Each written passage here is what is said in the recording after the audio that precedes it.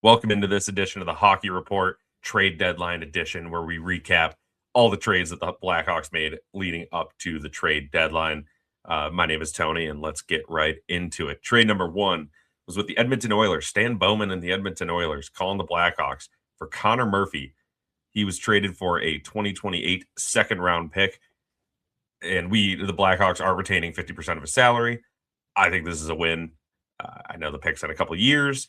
I don't think we're going to make this pick. I think this pick is going to be in a trade package, and I will be very happy to follow the funnel, the web that this pick creates. So I think we are going to move this pick. I think the Oilers get a NHL ready veteran defenseman right now, and that's what they need.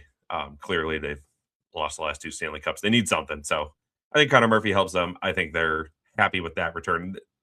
They're trying to win now. They don't need a second round pick in 3 years, or 2 years.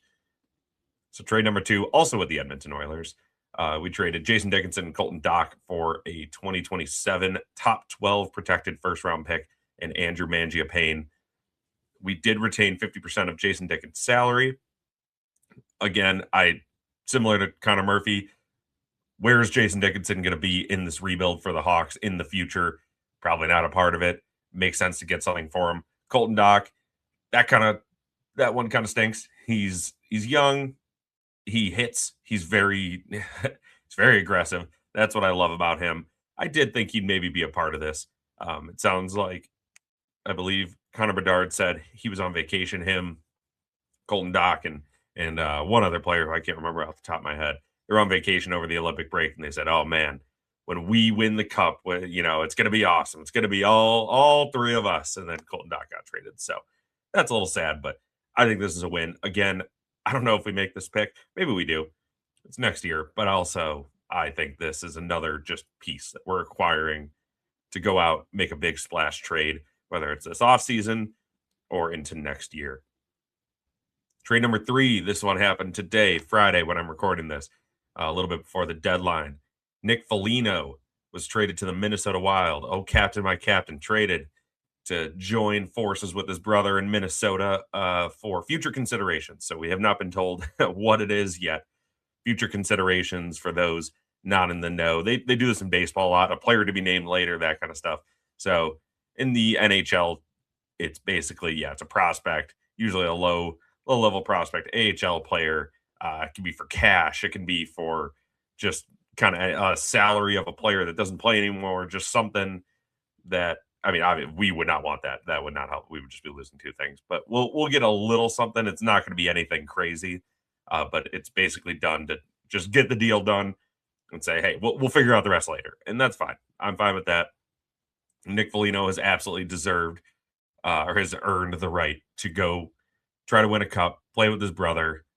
He did exactly what we asked of him. He was the old guy, the steady hand, the veteran leadership. And he's had some great quotes about it that I do want to share with you guys. He did say, this one made me sad, said, I feel like I was saying goodbye to my kids when talking about leaving the Blackhawks, because there's been some great pictures and stories that have come out while he's been here of some guys that maybe aren't close to home, or maybe they're international guys spending the holidays, Thanksgiving, Christmas with the Foligno family. So thank you. This is a thank you, Nick Foligno, for everything you've done. And he did say this about joining his brother, Marcus. It feels like my mom is looking down on us and smiling today. Obviously, his mom passed away. They do those great fundraisers and awareness campaigns for cancer. So very happy for Nick Foligno. And I guess we'll move on to number four. This was a trade. It was technically a trade. It can technically be qualified as a trade. It was with the New York Rangers. We traded forward Aidan Thompson for defenseman Derek Polite. Didn't even look that up. I'll be honest. I can't imagine we're going to see him. He's 32 years old. He had a little career in the NHL. He absolutely did. I don't want to take anything away from him there, but it is just, I don't know, trading a piece for a piece. So if you're pumped for all these trades, hit that like and hype button. Let us know, in the comments, if you're pumped for Kyle Davidson, what he's done, if you're in on him, if you're out on him, whatever you want to let us know. Just interact. We love all that, seeing what you guys have to say. So to wrap it up, where are we at?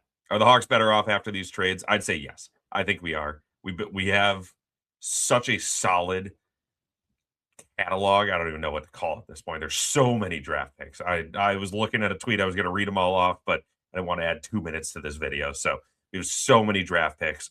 We are going to package those for a real player, or real players, probably multiple, in the coming year, I'd say.